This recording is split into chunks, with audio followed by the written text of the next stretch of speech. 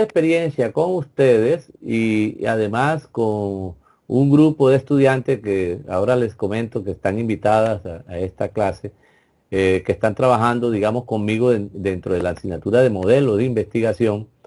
Eh, Estamos, digamos, avanzando un proceso investigativo sobre el tema de qué tanta hay comprensión lectora. Ahora, usted dirá, pero aquí no vamos a hablar de lectura, ¿verdad? Vamos a hablar de escritura. Bueno, ya una Para cosa sin la otra, no podemos hablar de lectura si no se escribe antes. Y lo que yo quiero hacer, ¿qué estás viendo?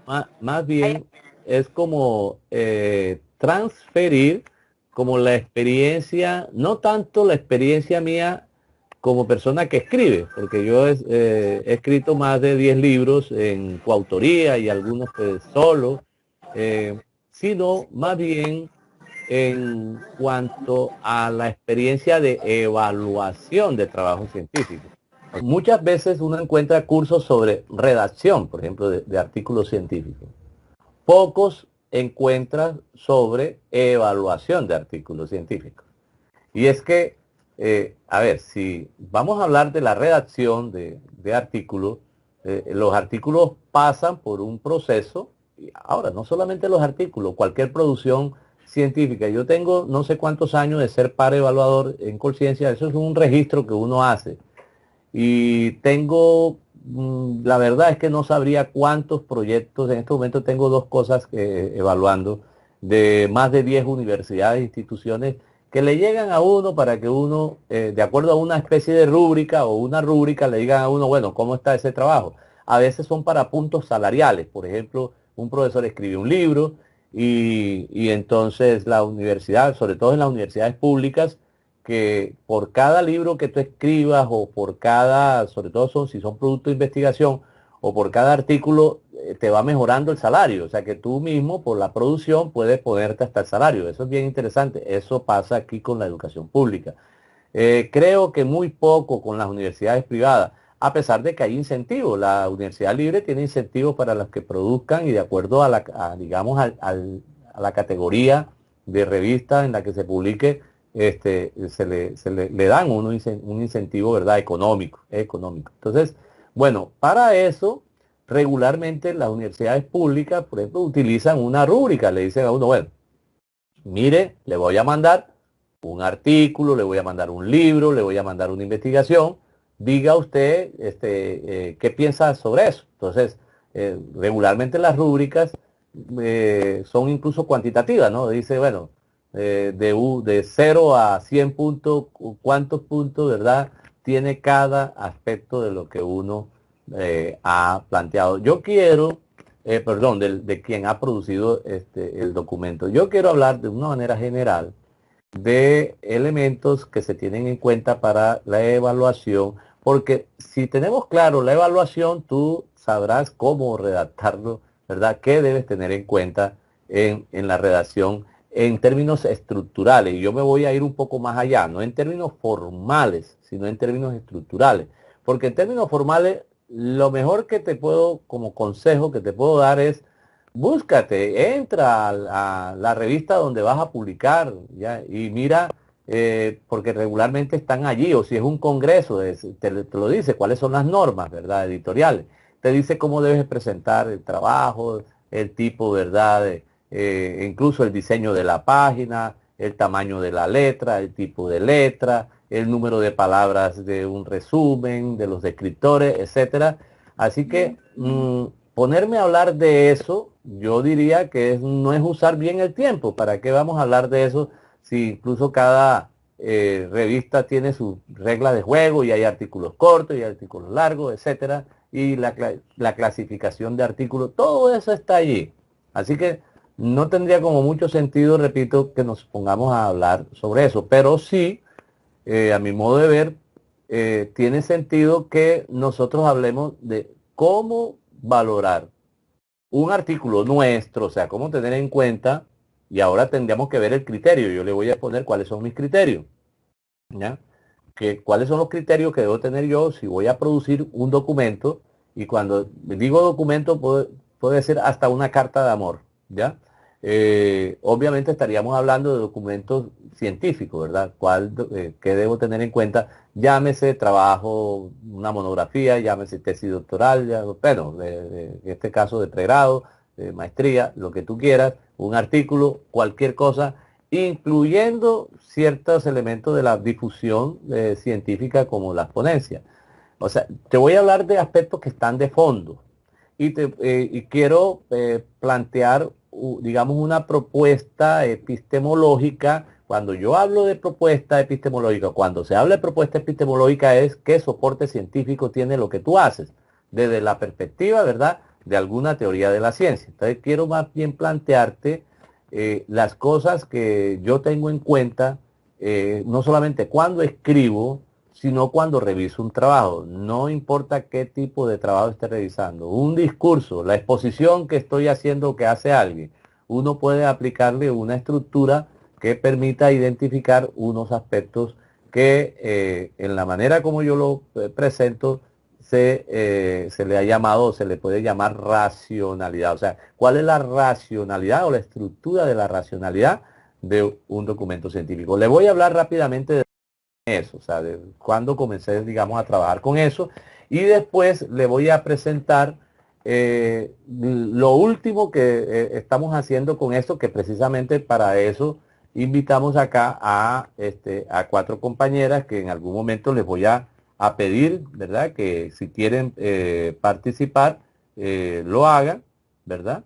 De tal manera, ellas son Karen Dayana Cuña Benítez, está aquí, María Alejandra Fernández Mariota, Vanessa María Povea Martínez, Nayerli Selena Ramírez Cervantes, Linda Juliesa Ramírez Ospino. Ellas son estudiantes de sexto semestre, no sé si, creo, no, contaduría pública, ya, y las felicito porque son de contaduría pública y algunos, no se vayan a resentir, algunos de los estudiantes de contaduría, no sé si es por su perfil profesional, de ingreso, no sé, muy pocos se interesan en la actividad investigativa. Entonces yo cuando veo estudiantes de contaduría que se interesan mucho, y para mí casi es oro en polvo, casi que los mismos, para decirlo algo. Le digo, bueno, el estudiante hay que estimularlo, porque la idea es que ustedes se vayan metiendo en el campo de la ciencia. Este es un proceso como cualquier otro, un trabajo como cualquier otro, ¿verdad? Que requiere ir haciendo pues una inserción en los temas. Después ustedes más tarde encontrarán cuál es el campo disciplinar donde se puede mover bastante. Entonces, bien, quiero hacerle un recorrido desde cuando comencé este proceso de escribir bajo una macroestructura. Mire lo que estoy diciendo, macroestructura. Resulta que la primera vez que encontré yo el concepto de macroestructura de un escrito fue por allá en los años 85, en un documento que, si no estoy mal, fue escrito por un tocayo, se llama Miguel A. Ramón Martínez. Se llamaba la entidad Unisur y hoy se llama UNAT. Era un taller de lectoescritura, interesante. Y yo era el profesor de ese taller en un programa de universidad a distancia, de lectoescritura, ¿ya? Muy interesante y me quedó, digamos, como un saldo para proponer entonces una manera de estructurar y también de evaluar textos científicos, porque en esos talleres lo que planteaba el autor era hacer como un ejercicio donde tú tienes un referente, ¿ya? El referente es como el tema general, ¿ya? De lo que tú vayas a escribir. No importa si el tema general son los pájaros, los aviones, el coronavirus, o sea, lo que tú quieras, las aulas virtuales, cualquier tema, cualquier referente, y cuáles serían los aspectos del referente, que pudiéramos decir que serían como los subtemas. O sea, cuáles son los componentes de eso. Si uno va a la investigación, o sea, si uno asocia esos conceptos de referente y aspecto de referente, perfectamente uno pudiera estar diciendo cuál es el objeto de estudio. O sea, ¿de qué se trata? O sea, ¿cuál es o sea, qué voy a hacer con él? Pero entonces, cualquier objeto de estudio tiene partes. O sea que las partes, o sea, corresponden a unos aspectos del referente, o sea, las partes de un escrito, las partes de un escrito, el aspecto referente. A ver, yo tengo un objeto de estudio que es, supone que vas a escribir sobre qué está pasando con los estudiantes en la modalidad prácticamente virtual, online, no sé, ahora que veníamos de un sistema presencial y de pronto por efecto de la pandemia tocó continuar este proceso aquí. Entonces, ¿cómo están asumiendo, verdad? O cómo están, vamos a suponer un fenómeno específico, si el proceso, digamos, de rendimiento académico, podríamos decir, bueno, ¿cómo ha sido el rendimiento académico o cómo es el rendimiento académico en el marco, verdad, de la pandemia de los estudiantes de contaduría pública? Bueno, ahí pudiera ser como... Entonces, ¿cuál es el objeto allí? ¿Verdad? Regular, así como lo estoy planteando, sería un problema, ¿verdad? La formulación de un problema de investigación siempre se hace con una pregunta, pero en esa pregunta está el objeto. Y el objeto allí es, por ejemplo, rendimiento académico, objeto de rendimiento. Pero resulta que rendimiento académico como objeto tiene unos elementos, porque la idea es, bueno, ¿y qué se entiende por rendimiento académico? ¿Cuáles son los elementos de rendimiento académico? Yo no sé si alguno de ustedes me puede decir dos o tres cosas que puede asociar con rendimiento académico. O sea, ¿cuáles son los componentes de un rendimiento académico? ¿Eh?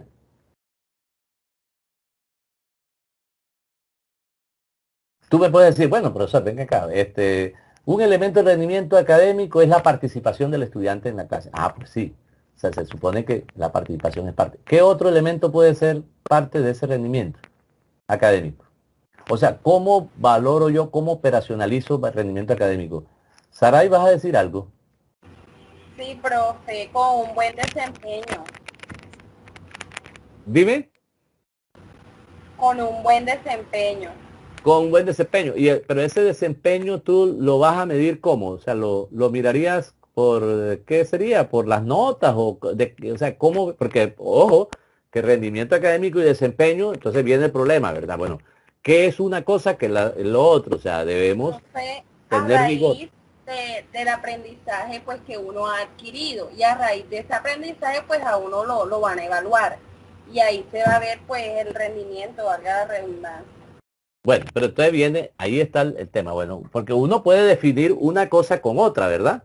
Pero, pero cada palabra tiene unas connotaciones. Yo hace días, haciendo este ejercicio, que estoy proponiéndole que digamos, o sea, la estructura del ejercicio se lo estoy proponiendo, resulta que me invitaron para participar en una comisión del Senado de la República, la Comisión Primera del Senado, para debatir, era un foro, sobre una ley, una norma sobre la educación de los hijos. Entonces, yo hice el ejercicio aplicando la macroestructura que ahora les voy a plantear de racionalidades y una de las cosas que decía yo es, bueno, por favor, ahí incluso hice un video, bueno, eso quedó todo grabado en video porque la reunión demoró más de 6 horas y bueno, y participaron muchas personas, incluso fuera del país. Yo decía, ojo, castigo no es violencia. ¿Ya? Entonces, para decir castigo no es violencia, tendríamos que decir, bueno, ¿qué es castigo? ¿De dónde viene? O sea, la palabra, la etimología, ¿qué significa que es violencia? ¿Verdad? No confundamos lo con... Entonces, yo digo rendimiento académico y tú me dices que desempeño, tendríamos que entonces, a ver, ¿qué es más general? ¿Ya? Cuando hablamos de conceptos generales, les llamamos regularmente categorías. ¿Ya? Las categorías. Cuando ya son conceptos específicos, ¿verdad? Le llamamos sencillamente así, conceptos, ¿ya? Entonces, y ahí el punto al que quiero llegar es cuando tú tienes un referente, ¿ya? O tema, es como si tuvieras y en investigación sería el objeto sobre el cual tú vas a trabajar, hay unos componentes del objeto, ¿ya? Esos componentes del objeto que tú le puedes llamar aspecto del referente, en una investigación serían, digamos, las variables, por decirte algo, de ese objeto. O sea, ¿cuáles son los componentes? Yo digo rendimiento académico, bueno, entonces puedo decir, un componente de rendimiento académico es el desempeño, otro componente, por eso le estoy pidiendo ayuda, porque estoy improvisando esta parte del ejemplo, podría ser cualquier otro, que se puede medir, en nota, la nota puede ser la calificación, puede ser, pero yo mido varias cosas. Pero es que no solamente está en la La participación, sino en participación en... cumplimiento de las tareas. Entonces yo veo cumplimiento de las tareas. Ah, pero es que el rendimiento académico también la puedo asociar a la asistencia del estudiante a la clase. Ah, entonces yo puedo tener varios elementos, ¿verdad? Y cada elemento o partes, si yo tuviera que escribir sobre rendimiento académico, yo tendría que hablar de todas esas partes. O sea que lo que estoy diciendo es que cualquier escrito hay referentes y aspectos del referente. Y eso, en eso, digamos, consistía el taller de lectoescritura del cual estoy hablando, que utilizaba Unisur en ese tiempo, en el año 85. Pero ahora viene una cosa. Cada parte, si tú hablas de el cumplimiento, ¿verdad?, de tarea, o si habla de la atención, porque es posible que el estudiante, o sea, ese es un componente. Yo voy a ver rendimiento académico y entonces pregunto, y toco aquí y, no me sale, no sé por qué no me sale, pero veo aquí, Walter Daniel, y comienzo yo, Walter, a invocar este espíritu, como se le llama hoy a eso, Walter, ¿dónde está Walter? Y Walter no aparece. Y resulta que Walter casi siempre se pierde, ¿ya? Pero si yo digo Walter, y no es que tenga problemas con el micrófono ni de conectividad, y Walter dice, aquí estoy, profe, cuénteme, ¿qué es lo que...? Y entonces Walter siempre está, ¿verdad?, diciendo algo, participando. Bueno, yo digo, ese es un elemento, ¿verdad? Ese es un elemento de rendimiento académico. Bien, entonces, ahora, para expresar eso, yo no lo voy a expresar, digamos, con una línea, con dos líneas, tengo que definir eso, ¿ya? Regularmente nosotros ni siquiera a veces somos conscientes de qué es un párrafo, o sea, cómo escribimos un párrafo. Y hay varios tipos de párrafos. Por ejemplo, hay párrafos que son deductivos. ¿Qué es un párrafo deductivo? Cuando tienes la idea principal va al comienzo y las ideas que siguen son secundarias, o sea, tratan de aclarar, explicar, reforzar, desarrollar la idea principal, ¿ya? Un párrafo, vamos a iniciar un párrafo, aunque estemos verbalmente diciendo las cosas, podemos crear un párrafo. ¿Alguien me quiere poner un ejemplo o lo busco yo? ¿Ya? Un párrafo de cualquier cosa. Hablemos de lo que sea. De este salón, de las caras de ustedes, bueno, de la foto de perfil, ¿ya? Yo puedo, vamos, ahora que veo foto de perfil. Yo veo en la pantalla que estoy viendo, de pronto tú no la estás viendo, está SM y AR. ¿Sabe quiénes son? ¿Ya? Si yo le pregunto así rápidamente, bueno, a Arlene no le pregunto porque ella es coordinadora, la profesora Lilia tampoco le pregunto, pero si le pregunto a Selene Rodríguez, ¿ya? Selene Rodríguez, ¿tú sabes quién es SM y AR? A lo mejor ella, ¿ya? Si lo está viendo ahora me lo dice, pero si no le está apareciendo lo mismo que estoy viendo, no me dice, ¿verdad? Entonces, bueno, entonces vamos a decir, bueno, yo voy a escribir un párrafo sobre esta situación. Yo digo, comienzo diciendo, cuando uno, ¿verdad?, en la virtualidad está hablando con personas que no le ve el rostro, ¿ya? Ni no tiene imagen de perfil, ¿ya? Aunque sea un símbolo o algo, tiene la percepción de no estar hablando específicamente con alguien. O sea, ahí hay una idea principal y hay un juicio, ¿verdad? De pronto son varias oraciones. Entonces tú comienzas a decir otras cosas, porque regularmente cuando hablamos tenemos un interlocutor y eso ayuda a comunicar las ideas. Y hay una idea secundaria que se deriva de la idea principal. Y cuando nosotros interactuamos con el otro, pudiéramos a través de los mismos gestos saber si nos están prestando atención. Y ahí va otra idea. Y así pudiéramos, ¿verdad? Esa es una forma deductiva, ¿verdad?, de hablar. Entonces estamos diciendo, hombre, los aspectos del referente, o sea, los componentes de ese objeto de estudio, si fuera una investigación, tú lo describes en párrafos que pueden ser deductivos, que pueden ser inductivos. O sea, con estos mismos ejemplos que estoy planteando, ¿cómo lo haríamos a lo inverso? O sea, partiendo de lo particular a lo general. Pudiera decir, cuando yo veo imágenes de perfil sin rostros, cuando yo regularmente no sé, no conozco la persona al cual pertenece, las letras con el que se identifica. Cuando regularmente la pantalla o sea, el monitor de un proceso de intercambio de una videoconferencia se está moviendo permanentemente. Cuando o sea, estás hablando, entonces yo, ¿verdad? Entonces tengo la sensación de no estar interactuando con una persona, me genera la sensación de estar hablando solo. Entonces, lo último que dije, ¿ya? O sea, yo fui de lo particular a lo general. Eso es un procedimiento inductivo. No nos damos cuenta a veces cuando escribimos. Yo estoy casi seguro que la mayoría de las personas no se dan cuenta de cuál es la lógica, o sea, la estructura del pensamiento que utiliza cuando escribe. Pero hay párrafos que son, por ejemplo, de transición. Bueno, no quiero hablar en detalle de eso porque el tiempo, ¿verdad? No lo tenemos pero es como el punto de partida de ver que hay aspectos gramaticales, ¿verdad? Aspectos formales de la redacción, pero hay unos aspectos que son para mí tan o incluso más importantes, que son los aspectos epistemológicos que vamos a ver ahora. Entonces hay párrafos de transición, o sea, hay párrafos donde está la idea principal, está incluso en dos párrafos, o sea que no se entiende, si no lees los dos párrafos no sabes de qué se está hablando. Y hay ideas que están implícitas, ya que la idea principal está implícita, ¿ya? Entonces a eso también tiene, ¿verdad? Se le puede dar una clasificación de ese tipo de párrafo. Entonces, por ejemplo, párrafos entre líneas, o sea, ¿ya? Entre líneas. Entonces, ahí entre líneas, o sea, subyace al texto una idea, no está explícita, está implícita.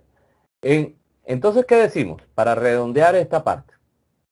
Un escrito, no importa de qué escrito estamos hablando, un escrito tiene un referente, tiene aspectos del referente, o sea, los componentes de los que yo voy a hablar.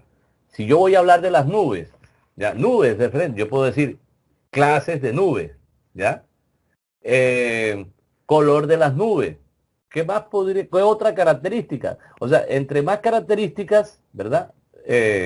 Exprese serían, digamos, los aspectos del referente o los componentes de ese objeto de estudio. Entonces, y cada vez con esos aspectos de referente, a su vez, implica que haya una redacción. Si tú tienes cuenta esto, cuando vayas a escribir, sobre todo para los que no están familiarizados con escribir, yo le diría, hazte una macroestructura. O sea, sencillamente es como si fuera una especie de mapa conceptual, ¿ya? Hazte un mapa conceptual de cuál es el tema, cuáles son los aspectos que vas a desarrollar y cuáles son las ideas que vas a desarrollar dentro de cada aspecto.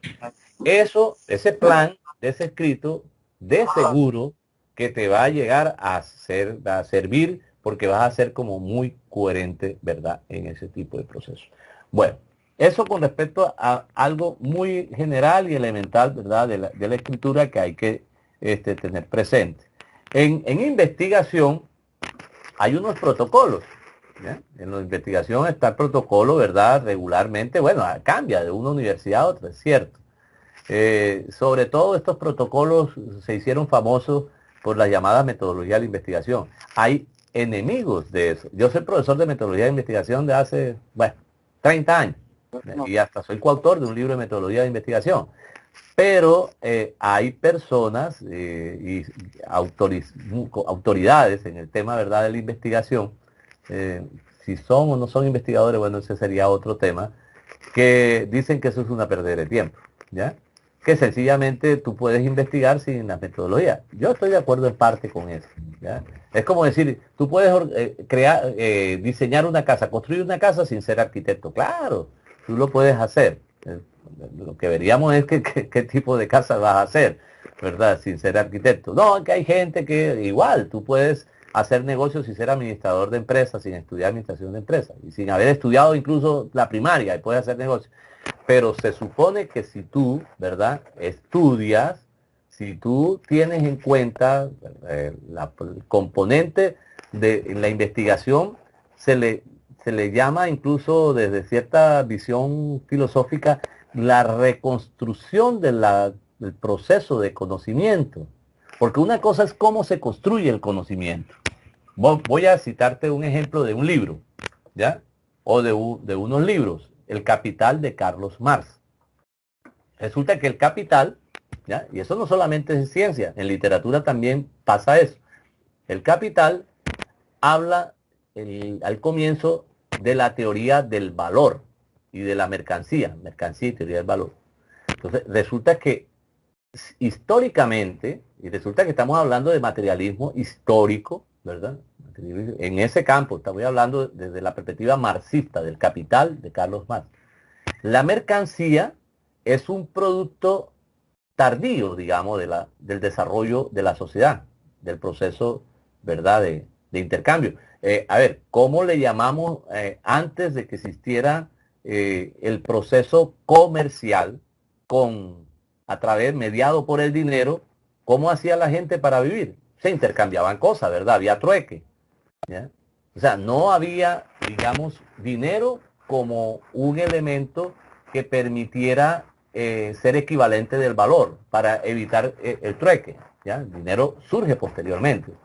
Entonces, ¿por qué él comienza un libro que es de materialismo histórico hablando de una cosa que fue después? Ese es como decir, bueno, ¿te acuerdas de Crónica de una muerte anunciada? O sea, ¿por qué tú comienzas a relatar la historia desde lo último? ¿Significa que así es la historia como la relata? O sea, a ver, ahorita acabamos de hablar de la lógica deductiva e inductiva. El hecho que tú partas de lo general a lo particular o de lo particular a lo general, ¿significa que eso no tenga validez? ¿O es la manera como tú estás narrando algo? Ahora, una cosa es cómo lo estás narrando, cómo lo estás escribiendo, y otra cosa es cómo se produjo. Entonces hay que tener en cuenta que el proceso de difusión, de divulgación, de escritura, ¿ya?, no necesariamente guarda relación con el proceso de cómo se construye el objeto de estudio, cómo se construye investigación, cómo se hace ciencia, incluso cómo se aplica el método científico. Esta mañana le decía yo a estudiantes, le decía, mira, por solamente cuestionar un aspecto del método científico, porque habría cuestionamiento del método científico, hay cantidad. Le decía, bueno, dígame cómo es el método científico, cómo opera el método científico. Entonces, hay unos pasos del método científico. ¿Cuáles son? Eso es fácil, eso ya ustedes lo vieron, algunos de ustedes en epistemología de investigación. Pero yo le decía, bueno, ¿y dónde queda? O sea, ¿dónde está la teoría ahí? Entonces comienzan a... ¿Ya? O sea, ¿podemos comenzar un proceso de investigación sin un conocimiento previo de la teoría? O sea, ¿cómo tú vas a investigar en medicina sin saber nada de medicina? Y eso es una de las principales cosas que le pasan incluso a los estudiantes cuando van a hacer un ensayo o cuando van a hacer investigación. Oye, se ponen a investigar sobre cosas que no tienen ni idea. Y claro, ¿ya? Primero tendrías que empaparte de algo para después entonces sí generar, ¿verdad?, un proceso investigativo. Pero es que no que vas a partir de cero. Tú no partes de cero. Tú partes porque solo hecho de decir yo voy a hacer una investigación de administración. Bueno, ¿y qué sabes tú de administración? Y de ese campo de la administración.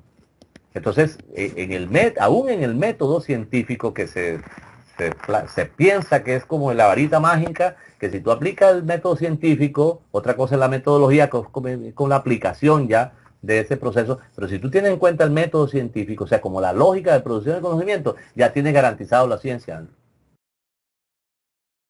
Con el solo hecho de la teoría. ¿Y la teoría qué? O sea, ¿cómo vas a hacer tu investigación sin teoría? Ahora, una investigación parte de teoría y llega a la teoría nuevamente, ¿verdad? Y hace conexión entre la teoría previa y la teoría como resultado, mediado por un proceso de investigación donde hay recolección de datos, donde hay análisis de datos, donde hay interpretación de datos. Y entonces, ¿qué queda el método científico si yo planteo las cosas de esa forma? Me estarán diciendo, no, pero es que ese es un problema epistemológico. Sí, tienes razón.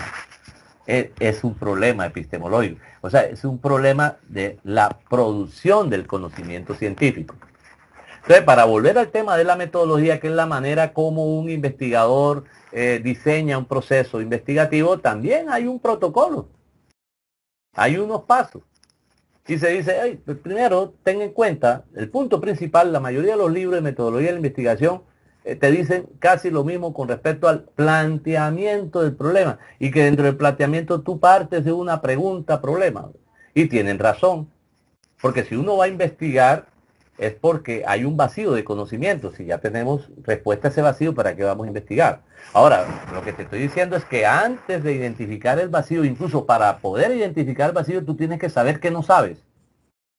O sea, tú debes tener conocimiento previo para poder indagar en cualquier campo de conocimiento. Entonces, pero ahí está la pregunta, problema. Pero yo no me quiero extender ahí, sino hablar en resumen de cómo estos procesos de producción y la difusión están muy ligados y cómo evaluar ese proceso, que es lo principal. Cuando uno tiene los criterios de evaluación, ya se le facilita la misma producción del conocimiento.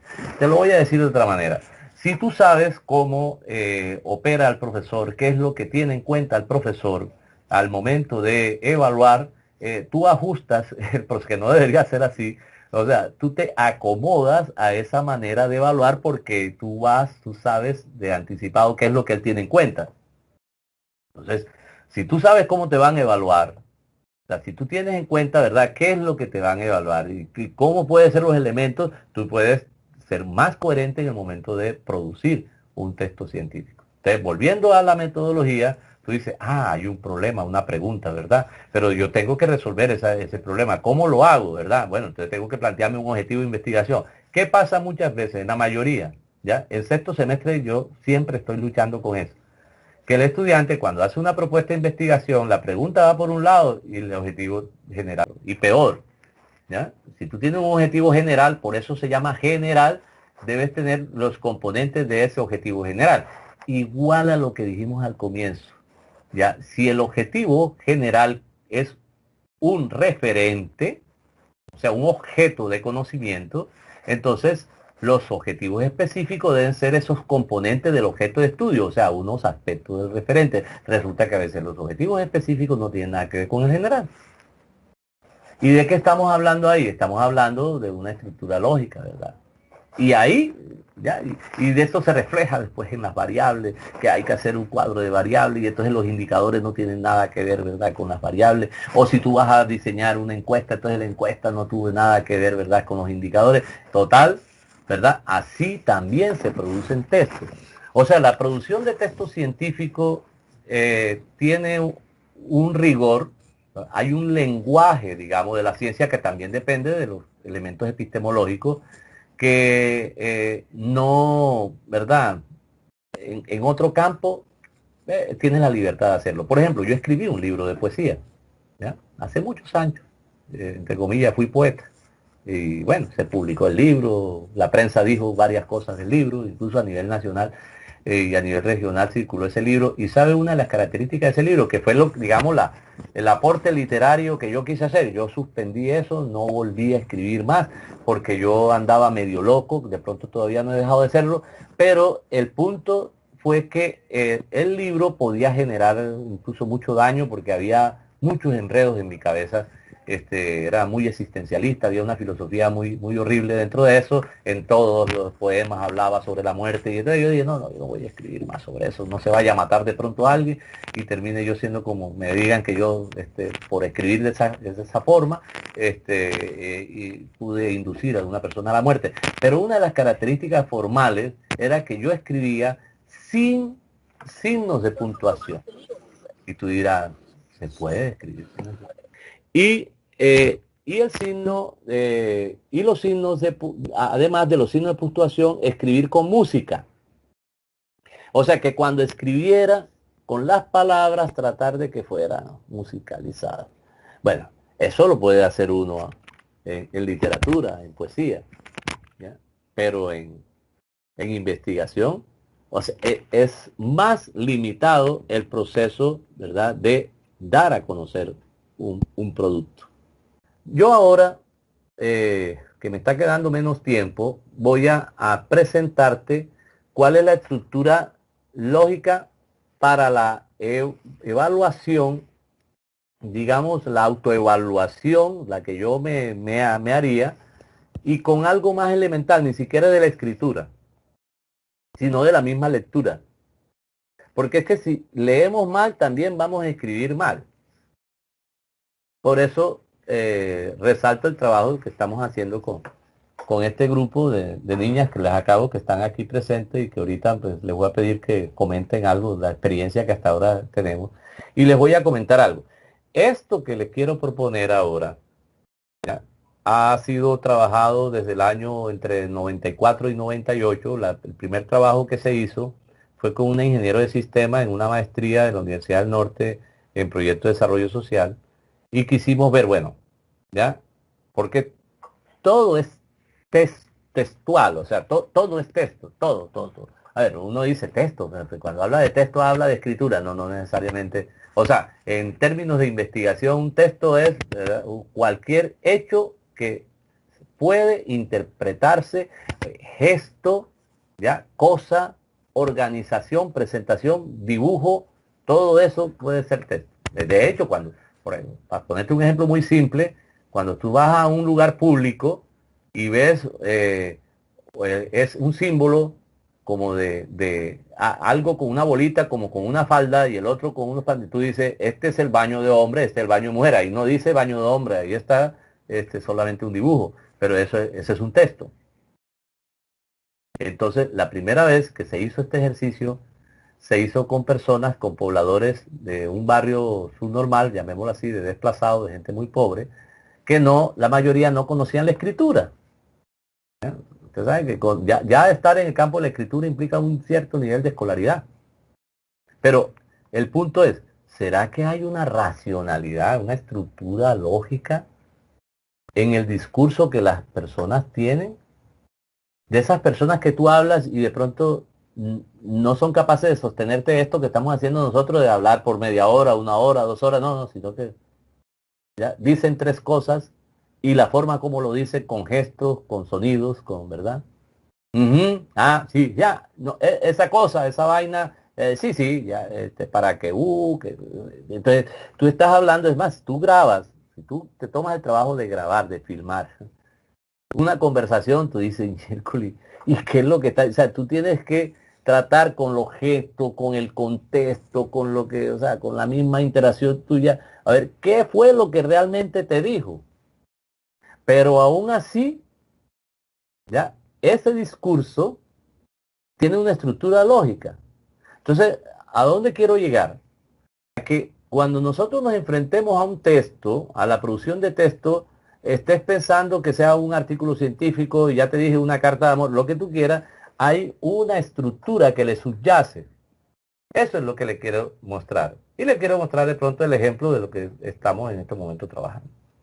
Hasta este momento hay preguntas para pasar allá a la parte, digamos, de dar un ejemplo de lo que estoy diciendo ya dentro de una concepción epistemológica, metodológica de la producción de texto.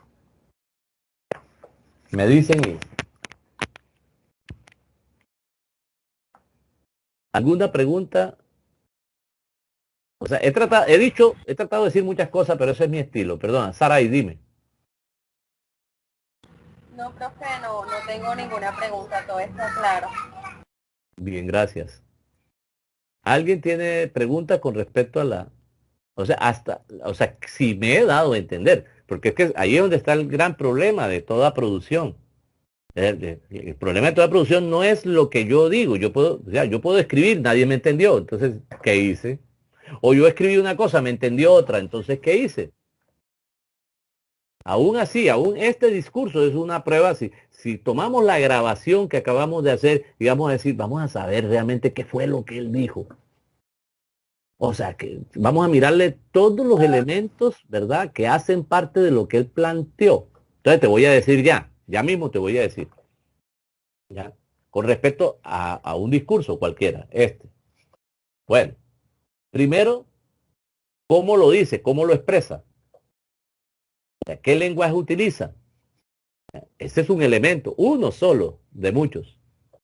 Segundo, ¿qué cosas está conectando en términos lógicos? O sea, de manera deductiva, inductiva, comparativa, sintética, analítica, dialéctica, dialógica. O sea, ¿qué está haciendo? O sea, ¿cómo está organizando las ideas, ¿verdad?, en un hilo de discurso. Ese es otro elemento. Ahora, ¿que están relacionados? Claro que están relacionados porque es el mismo discurso. 3. ¿Cómo está tratando de demostrar? Y yo acabo de decir, bueno, ahora le voy a decir cómo se aplica esto que estoy diciendo, cómo puede acercarnos a la aplicación. ¿Cómo está tratando de demostrar lo que está planteando? ¿Ya? Y hay 3 elementos. 4. ¿Ya? ¿En qué se está basando en términos de conocimiento? ¿De dónde está sacando? ¿De dónde se está fundamentando? ¿De qué, cuáles son las fuentes de conocimiento de lo que él está diciendo? ¿Desde dónde habla? Desde la filosofía, por ejemplo, desde la administración, desde qué parte de la filosofía, etcétera. 5. ¿En qué contexto está planteando el asunto? Aquí estamos hablando, ¿verdad? El módulo tiene un nombre que en este momento no recuerdo, de este que está desarrollando, o sea, exactamente no lo recuerdo, pero entonces, o sea, sí, realmente, o sea, ¿cuál es el contexto en el cual él está planteando? Además, ¿quiénes son los estudiantes? ¿Qué es lo que quieren hacer ellos? ¿Verdad? ¿Por qué está allí hablándole lo que está hablando? Los temas que está desarrollando son pertinentes y relevantes. Mire, 2 conceptos ahí que no son iguales, ya para lo que realmente están conversando. ¿Y vamos cuánto? ¿Por 5? 6. ¿Ya? ¿Cómo valoro yo o evalúo yo lo que se está planteando? O sea,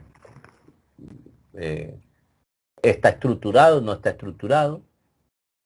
¿Es coherente? ¿No es coherente con lo que está? O sea, como ahí está la parte, digamos, de qué tan bien es eso que yo estoy recibiendo, qué tan bueno es, pero en términos buenos, en términos de calificación, por decirte algo.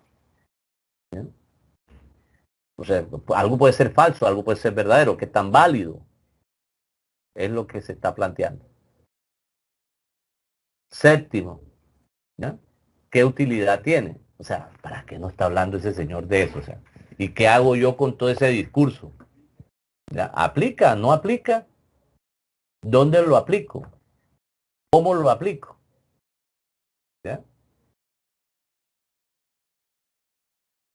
Y vamos, ¿qué? Por 7, algo así. 8, ¿qué sentido tiene? ¿Ya? ¿Qué sentido tiene? O sea, ¿hacia dónde va? ¿Para qué es eso? ¿Qué subyace a lo que está planteando? O sea, no es lo que la persona diga, ¿ya? Sino cómo lo dice. Perdón, ¿para qué lo dice? No es cómo lo dice, porque cómo lo dice sería la racionalidad, ¿verdad? Conceptual, o sea, la forma expresiva, ¿ya? Es para qué lo está diciendo. Entonces, fíjese, allí yo se lo estoy planteando, ¿ya? En este discurso podríamos ver, bueno, vamos a ahora mirar, ¿ya? Con esos 8 aspectos, cómo calificamos, por decirlo así. Entonces, ¿hay alguna pregunta para pasar a compartirle pantalla y mostrarle un poquito más claramente lo que estoy tratando de decirle? Sí, profe, ¿me puede, usted disculpe, ahora me puede aclarar un poco más pues los referentes y los aspectos referentes? Sí, te lo voy digamos, a ilustrar. Fíjate, cuando digo ilustrar, ya me estoy refiriendo incluso a una racionalidad, a dar un ejemplo, ¿ya? A dar un ejemplo. Y muy elemental, ¿ya? Es más, te doy la libertad de que me hables de cualquier cosa, de un objeto. O sea, ponme, y yo, como el reto, yo, ahora, si es una cosa que yo ni he escuchado nunca en la vida, yo no me atreveré a decir nada. O sea, dime lo que se te ocurra en este momento decir. Cualquier cosa, háblame de lo que tú quieras, ya, aunque parezca una locura. Dime algo. Ya, ponme un tema de conversación, lo que tú quieras.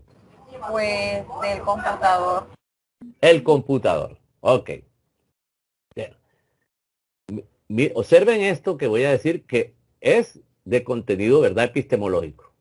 El computador es una cosa, ¿ya?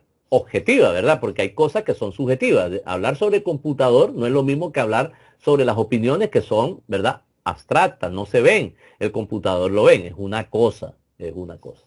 Entonces, es un artefacto, ¿verdad? Bien, ya. Pero aquí está, comienza a tener de pronto el acercamiento, el investigador o quien va a producir el texto es, ¿y qué? O sea, ¿qué hago yo con el computador? O qué estoy viendo, o qué debo ver sobre el computador. Y yo te pudiera decir, con un computador, te lo voy a decir, pues, yo tengo un humor muy horrible, ¿verdad? Ayer quise hacer un chiste o sea, y lo que hice fue generar un problema con el chiste. El computador me puede servir para ponérselo en la cabeza a alguien, ¡pah! Y hasta matarlo. ¿Ya? Obviamente tú dirás, ese no es el uso del computador. Bueno, entonces, cuando me hablas del computador me estás hablando de una cosa. Para poder convertirlo yo en objeto de conocimiento tengo que mirar o sea, qué estoy viendo yo en esa cosa. Entonces yo digo, bueno, ok, el computador, ¿ya? Es la cosa.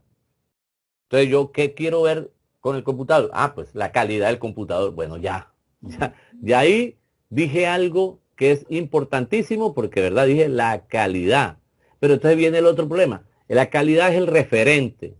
Y ahora te diría yo, dime, y la pregunta va para todos, dígame 5, dígame 3, dígame las que quieran. Pues podríamos pasarnos un buen rato aquí, sobre todo los que saben muchas cosas sobre el computador.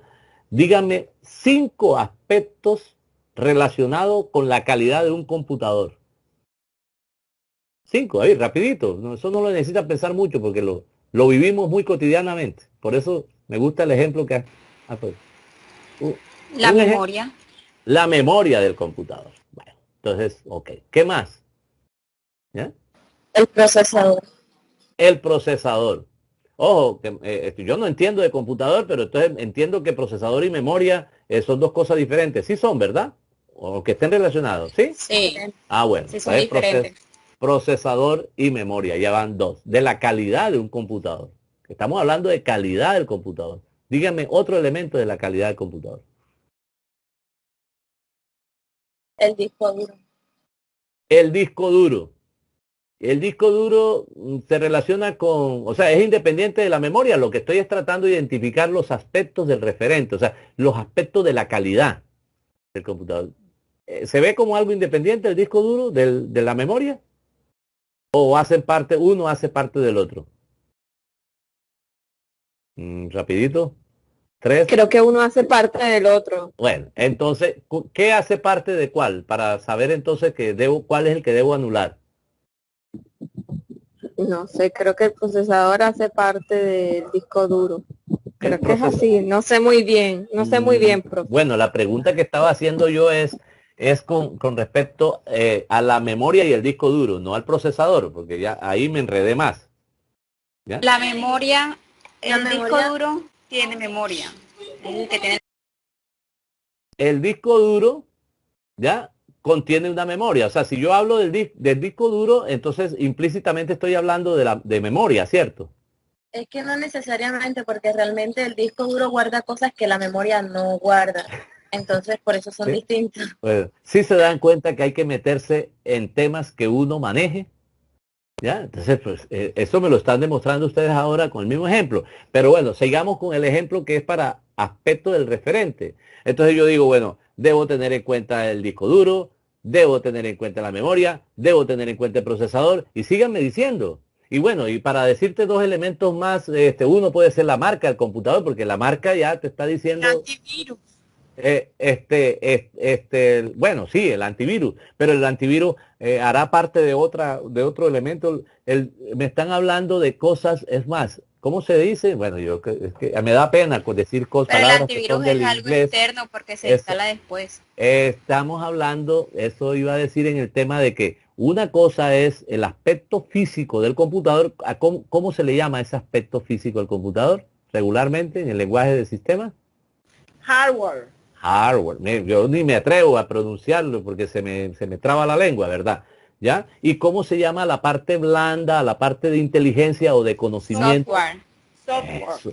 O sea que entonces hay dos componentes. Entonces me tienes que hablar no solamente de la calidad de los aspectos físicos, sino de la calidad de los aspectos que tienen que ver con la inteligencia que se maneja dentro de o sea, con los elementos, la programación o los programas, ¿verdad? Que están ahí. Entonces, cada uno de esos elementos son aspectos de ese referente de calidad. Eso pudiera decirte a través del ejemplo. ¿Ya? Y eso, no importa si estamos hablando de una investigación o estamos hablando de cualquier cosa, siempre debes tener presente, ¿ya? Cuál es la idea, ¿verdad? Que engloba todo. Y cuáles son los componentes de esa idea hasta llegar a las cosas ya muy puntuales. Por ejemplo, en investigación, ¿qué es lo más puntual? ¿Alguien me dice qué es lo más puntual en un proceso de investigación? Más puntual, lo más específico, lo más concreto. ¿Alguien me dice? Profe, la pregunta problema. Problema, no. No, lo más específico dentro de un proceso de investigación. Lo más, cuando te dije lo más puntual, lo más pequeño, lo más microscópico, entre comillas, lo micro, no microscópico, porque de pronto no lo vemos. Y esto que estoy preguntando, sí lo vemos, sí lo tenemos que ver. Ahora, no necesariamente cuando decimos ver, bueno, vamos a llamar percibir. No solamente la percepción implica ver cosas, ¿ya? Podemos saber que están allí, pero no las vemos, pero están allí. ¿Qué sería? Los datos. ¿Ya? Los datos, o sea, los datos son las cosas más concretas de un proceso de investigación y son las más concretas de un artículo y de cualquier cosa, el dato. Ahora, el punto es cómo manejas el dato, cómo llegaste al dato, ese es el proceso metodológico. Y la otra cosa es cómo interpretas el dato, que esa es la parte teórica. Entonces, fíjate que está la parte teórica, la parte conceptual, la parte de los saberes previos, la parte, ¿verdad?, de todos los elementos que te permiten entender ese objeto, o sea, el referente, ¿ya? Después viene el aspecto, ¿verdad?, del método y la parte epistemológica es lo del método, la parte de aplicación del método es la metodología, porque hay tipos de investigación como hay tipos de artículos. Un artículo de revisión es una cosa y un artículo de investigación es otra cosa. Y un artículo de reflexión es otra cosa. Y por último, ¿verdad?, está los hallazgos, por ejemplo, ¿verdad? Donde de los hallazgos de qué? Los hallazgos, o sea, ¿qué pasó con los datos? ¿Qué te dicen los datos? ¿Cómo entiendes tú los datos? Entre otras cosas, ahí es donde falla la mayoría de investigadores, incluso, entre comillas, maduros, doctores incluso, que presentan una cantidad de datos y realmente los datos no hablan, porque los datos no están interpretados bajo una teoría. Y por eso se trivializa el proceso de investigación, porque termina no habiendo teoría. Es más, lo peor es que termina las referencias teóricas, la parte teórica de la investigación termina siendo mire, lo peor es que en gran parte de los artículos científicos, ¿verdad?, incluso hasta desaparece la parte teórica. Horrible. Eso es la forma más burda del famoso positivismo científico. Porque es que los datos no son nada si tú no lo entiendes de alguna forma. Y para entenderlo debes tener algún tipo de teoría. Pero bueno, no nos metamos ahí en ese campo epistemológico porque tenemos que ir al tema de la, ¿verdad?, redacción. Entonces paso inmediatamente porque ya me está comenzando a angustiar el tiempo al tema de la investigación, al tema de la, digamos, de la producción, de la lógica de esa producción y que tiene que ver también con la lógica de la lectura. Vamos a hacer, bueno, no me dijeron hágalo, pero yo lo voy a hacer. Entonces, ahorita le voy a pedir un favor, que alcen la mano los que estén dormidos. Por favor, me hacen el favor, alcen la mano, alcen la mano. Yo, ¿qué es lo que voy a buscar? Aquí, vamos a buscar aquí. Ya, este es un trabajo, ya le digo que estamos aplicando, ¿ya? Mire aquí, esto, mire. Sexto Congreso Mundial de la FIS, ¿verdad?, en la Universidad Nacional Autónoma de México en el 2009.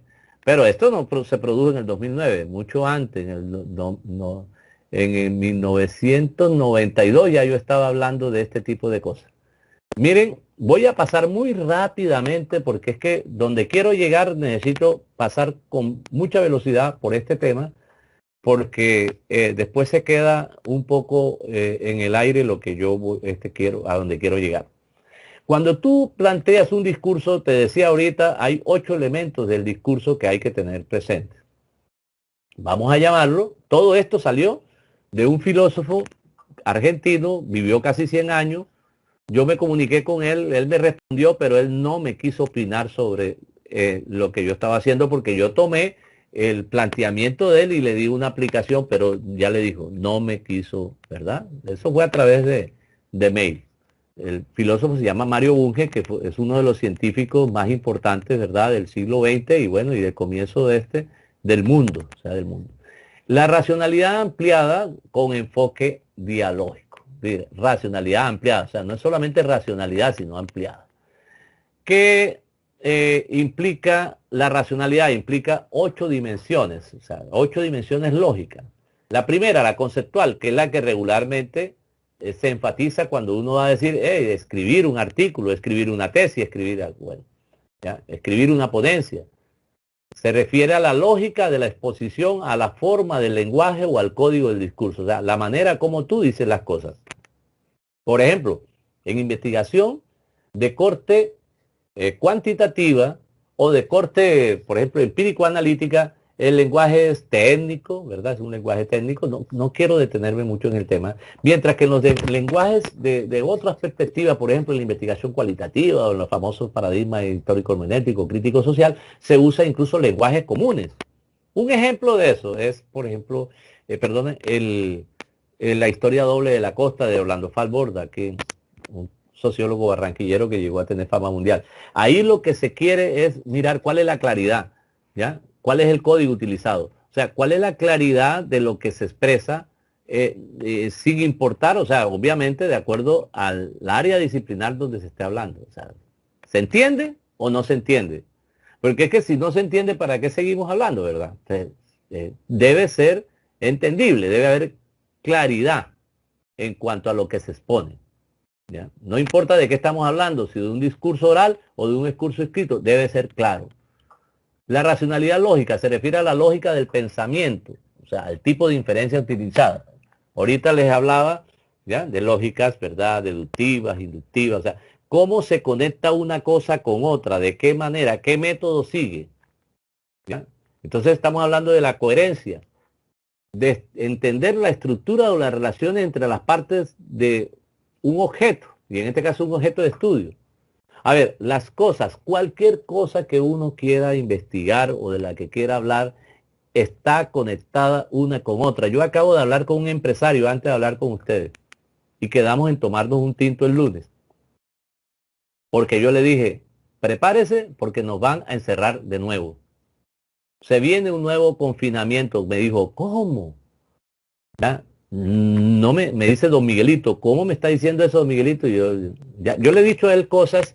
Es más, ese negocio ahorita perdió, es un tipo con mucho dinero, perdió el 30% ahora con la pandemia, en ese lapso. Me dice, si sigo así me quiebro, ¿ya?, del negocio de él. Yo le había hablado de hace 10 años o más de 10 años, le había propuesto un negocio, yo ni idea que iba a haber pandemia, pero si él lo hubiera, ¿verdad?, hubiera seguido esa visión, ahora es que lo está viendo ya por la necesidad de lo que está ocurriendo con la pandemia sobre el tipo de negocio que él tiene, ¿verdad?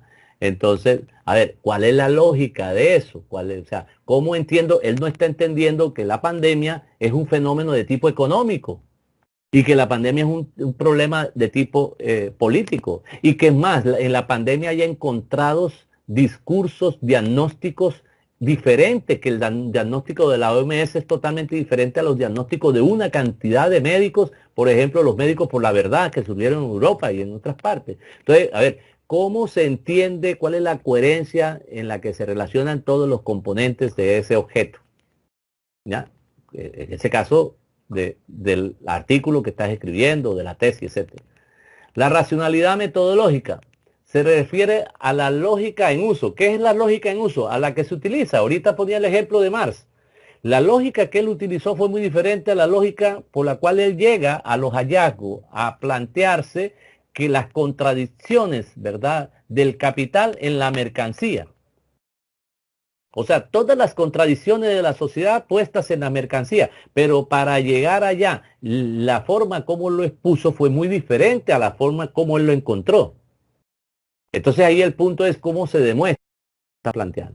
Preséntame, por ejemplo, dime cuál es el proceso seguido dentro de esa construcción conceptual. Si hablamos de la parte nociológica, o sea, implica el conocimiento de fondo que está, o sea, desde dónde se entiende lo que tú estás, ¿verdad?, planteando. No es la misma cosa. Hace varios días la Universidad Libre hizo un evento. Yo no soy médico, yo soy sociólogo, y las demás personas, la mayoría de personas eran médicos, y yo estaba hablando de la pandemia. O sea, estaba hablando desde dónde, desde la parte, ¿verdad?, sociológica. Sin embargo, como hice un trabajo periodístico, me atreví a sistematizar, organizar unas ideas donde les decía a ellos, mira, hay formas de ver aún el problema clínico, ¿verdad?, del virus, hay maneras de verlo desde perspectivas diferentes. Entonces, ahí viene el punto. ¿Cómo lo corroboras? ¿Cómo corroboras? O sea, ¿cómo haces tú para probar lo que tú sabes?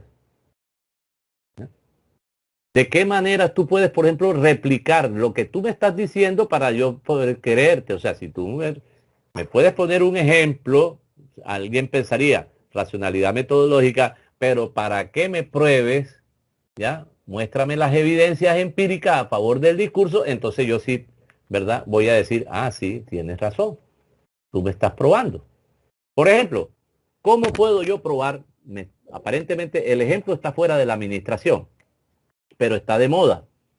Si yo digo que la gente que muere por insuficiencia, ¿verdad?, respiratoria, y que habían que aplicarle respiradores artificiales, que la neumonía, ¿verdad?, era generado por una especie de hipoxia, o sea, falta de oxígeno en la sangre, y entonces, bueno, ok. Entonces, todo eso imputado al virus. Pero resulta que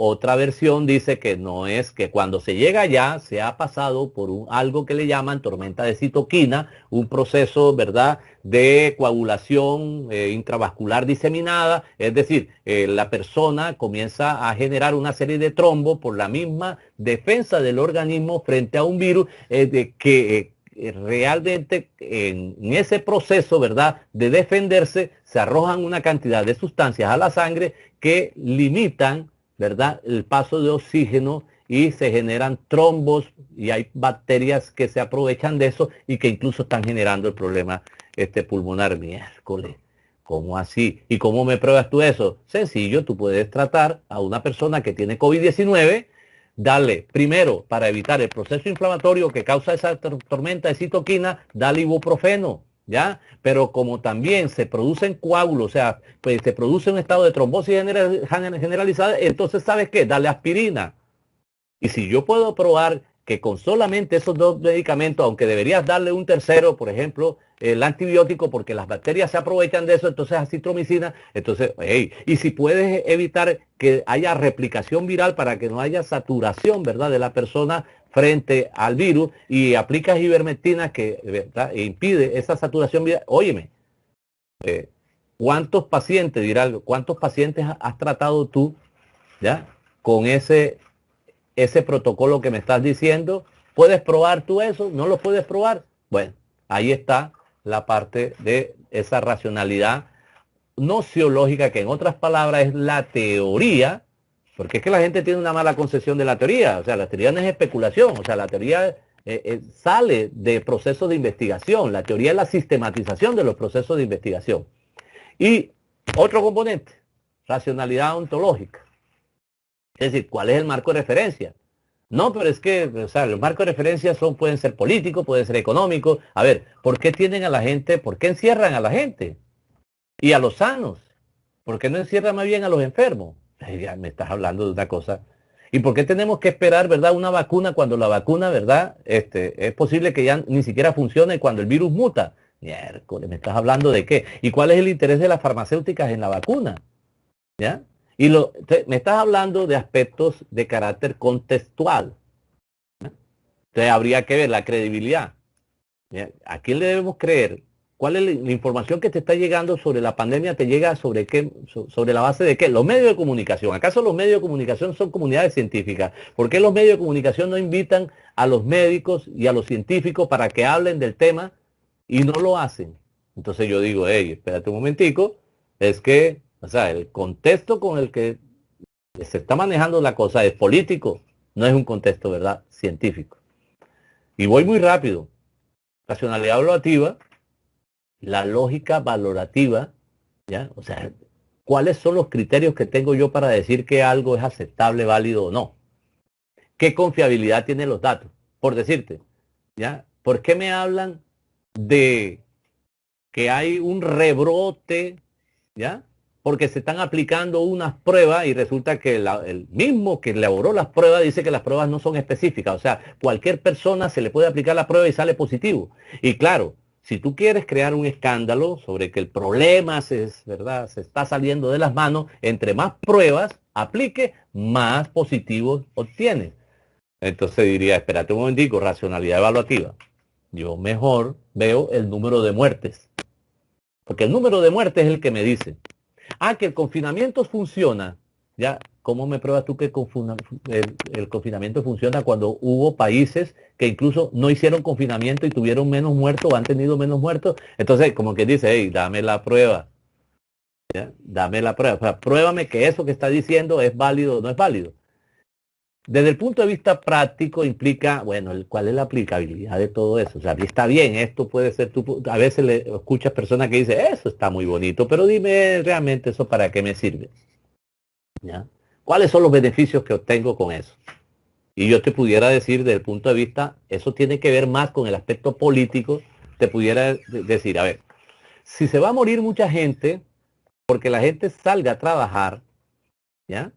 ¿Qué prefiero? Que la gente salga a trabajar y que la tasa de mortalidad, de la letalidad, que por cierto es baja, ¿ya? O a que la gente no trabaje y se muera de otras cosas, ¿ya? Ahí hay un elemento de utilidad. En mi caso, si a mí me preguntas, yo te diría, no paremos la economía porque vamos a matar más gente, ¿ya? Así que es mejor que la gente salga a trabajar aunque muchos mueran en el proceso. Ahora, si es verdad que hay protocolos alternativos, entonces no va a morir tanta gente. ¿Ya? Racionalidad trascendente, o sea, ¿qué sentido tiene las cosas? Y el sentido es la parte más delicado, porque es como qué oculta la cosa. Cuando yo decía hace un ratico que estuve participando en un debate en el Senado, yo decía, pero ¿cuál es el veneno de confundir castigo con violencia? Ustedes no saben que el castigo evita la violencia. Cualquiera dirá, ¿castigo evita la violencia? Claro, porque si tú castigas al niño, que no significa maltrato, castigar es una cosa, ¿verdad? Maltratar es otra, busca la definición del diccionario, entonces evitarás estar formando delincuentes. ¿Ya? Y bien, ¿qué estamos diciendo aquí? Que hay una estructura lógica. Y ahora, para poner un ejemplo muy rápido, si yo, y ahí tiene que ver el grupo de estudiantes que le acabo de citar que estamos trabajando incluso sábado y domingo en esto. Si yo quiero aplicar esto a la comprensión lectora de los estudiantes, en un tema cualquiera, en este caso estamos tomando como ejemplo, ¿qué tanto entiende un estudiante sobre el método científico? Diríamos acá. ¿Identifica el estudiante el tema central o referente del artículo? ¿Ya? Entonces, ¿tiene claridad el estudiante en eso? ¿Describe claramente el referente del artículo? O sea, ¿el tema principal lo describe? Otro, ¿ya? Racionalidad lógica. El estudiante identifica los procesos, los pasos, la estructura de ese artículo, ¿la identifica? A ver ahí, la coherencia. El estudiante está en capacidad de realizar un cuadro sinóptico, mapa conceptual o cualquier recurso heurístico sobre ese artículo. Tercero, ¿cómo el estudiante argumenta la comprensión del texto? ¿Cómo sé yo que realmente lo comprendió? Si lo demuestra, el estudiante redacta un párrafo, por ejemplo, de lo entendido. Y en el punto de vista nociológico, ¿cómo el estudiante utiliza los saberes previos, el conocimiento previo, la revisión de literatura, etcétera, para comprender un texto? ¿Ya? Bueno, ¿cómo corrobora? El estudiante es capaz de reconstruir el texto, reconstruirlo, ¿ya? Desde su propia perspectiva. O sea, porque si tú me cuentas algo o sea, no repitiéndome, porque si me estás repitiendo nada es tuyo, pero si me lo estás diciendo de otra manera, ¿ya? Entonces, miércoles, tú lo comprendiste. Racionalidad ontológica. ¿Cuál es el marco de referencia disciplinario, profesional, contextual del estudiante? O sea, el marco político, económico, el marco de verdad epistemológico, todo eso son marcos. Credibilidad. El estudiante expresa la idea desde su perspectiva personal. ¿Ya? O sea, el estudiante puede fundamentar eso, desde qué perspectiva lo fundamenta. O sea, ¿en qué se basa él para decir, no, es que mi abuelo, es que mi tío, es que yo creo, es que yo opino? ¿O tiene unos fundamentos para, verdad, plantear lo que esté haciendo? Evaluativa. ¿El estudiante puede exponer criterio de valor sobre el tema? En otras palabras, el estudiante puede presentar posiciones de acuerdo o desacuerdo en lo que lee. Decir, yo estoy de acuerdo con esto, yo no estoy de acuerdo con esto. O sea, o cuando lee lo que tú haces es, ¿verdad?, integrar cosas aunque esté de acuerdo o en desacuerdo. Práctica. ¿Qué beneficio encuentra el estudiante de la lectura? O sea, ¿qué utilidad? ¿Para qué sirve lo que lee? Por último, ¿qué sentido encuentra el estudiante en el texto? ¿Comprende la intención del autor? ¿Trata de comprenderlo? Y si yo llevo eso, mire, ya esto es lo último que voy a decir. Si yo llevo esto, yo le estoy diciendo que esto ha sido construido por Fernández, Acuña, Ramírez, ¿ya? Y Povea. Si llevamos esto a aplicar, por ejemplo, una rúbrica para ver la comprensión lectora, un artículo que le vamos a decir a los estudiantes que, que digan lo que entendieron, entonces vamos a pedirle, bueno, redacta un párrafo de resumen sobre este artículo que te estamos dando, que es sobre el método científico. Después le vamos a decir, ilustre lo entendido sobre el método científico destacando las palabras clave y sus relaciones utilizando un esquema, cuadro, figura o mapa conceptual. ¿Ya? Le vamos a decir, presenta un ejemplo de la aplicación del método científico con cada uno de sus pasos. ¿Ya? Puedes guiarte incluso con el mismo, un ejemplo que presenta el autor del artículo que le vamos a dar. ¿Ya? Teniendo en cuenta los conocimientos sobre el tema, ¿cómo definirías el método científico utilizando tus propias palabras? ¿Ya? ¿En qué se basa usted para sustentar sus ideas sobre el método científico? Ubique de dónde provienen los conocimientos sobre él. Él pudo haber leído el artículo, pero ha podido leer una cantidad de otras cosas. Otro, evalúa el artículo leído de acuerdo a tus criterios. Justifique su respuesta. Otro, ¿en qué campo de la realidad se puede aprovechar el método científico? Justifica tu respuesta. ¿Ya? ¿Cuál crees que sea la intención, idea subyacente o implícita que tiene el autor del artículo? Entonces, yo quería dejar hasta ahí lo que estoy planteando, más allá de decirle, ya, háganlo, sigan este modelo. Sí, hay cantidades de... Yo lo que te diría es, ten presente que aquí hay, bueno, esta es una, digamos, esto hace parte de un trabajo de más de 20 años que yo vengo desarrollando y que siempre lo hago con grupos de estudiantes cuando se presentan los estudiantes que interesados en trabajar con esto. Pero lo que te estoy diciendo es, ojo que ya que no es el modelito, no es seguir la plantilla. Muchos lo que hacen cuando van a escribir un artículo es seguir, o sea, dame cuál es el protocolo y entonces escriben sobre el protocolo. Pero no son conscientes de todo, ya las dimensiones racionales que subyace al artículo y que si tú eres consciente, no importa si estás de acuerdo o no estás de acuerdo conmigo, ¿ya? Que cuando se escribe bajo una macroestructura, ¿ya?, que tienes que fundamentarla en muchos elementos, entonces yo sé que tú vas a escribir mucho mejor. Bueno, yo quiero dejar allí y pedirle dos cosas. Primero, pues, alguno de los estudiantes que están trabajando en este momento conmigo, que si quiere decir algo lo diga, la experiencia que está teniendo, porque recuerde que este es un semillero de investigación. Entonces, estamos trabajando, yo le estoy poniendo un ejemplo de un trabajo que se está haciendo, ¿verdad? ¿Alguna del equipo quiere decir algo? Profe, hola, Sí. Fernández. Hola, María Alejandra, sí. Pues desde que iniciamos el proyecto, siempre la primera pregunta que nos hicimos sobre cómo plantear la primera pregunta fue como que más orientada a ¿cuándo están leyendo? Y a medida que íbamos haciendo el proceso, usted siempre nos metió como esa intriga de que, ajá, pero ¿y qué tanto interés podemos encontrar en qué tanto leen y por qué no, qué tanto comprenden, qué es lo que realmente importa? Porque cuando un estudiante lee, lo importante es qué tanto está comprendiendo de lo que lee, porque puede que lea mucho, pero si no está comprendiendo, son hojas que están pasando por su mente, pero que realmente no le está quedando nada. Entonces, a medida que íbamos avanzando en el proyecto, usted nos iba corrigiendo algunas cosas que teníamos que hacer sobre los objetivos. Y cuando llegamos al punto de ya la operacionalización de las variables, ya ahí es como cuando usted encuentra que podemos llevar ese punto y maximizarlo en lo que ahora estamos haciendo, que es construir una encuesta en donde podamos evaluar qué tanto están comprendiendo los estudiantes sobre el tema que vamos a plantear en este momento, que es el método científico. Entonces, en todos estos días que hemos estado trabajando, que han sido bastantes horas y muy tarde, hemos avanzado bastante y ya nos encontramos en el punto en donde vamos a comenzar a probarlo en nosotras como conejillos de indias para poder establecer que lo que estamos haciendo va por buen camino y que podemos llevarlo a presentárselo a los estudiantes para que ellos puedan también realizar la prueba.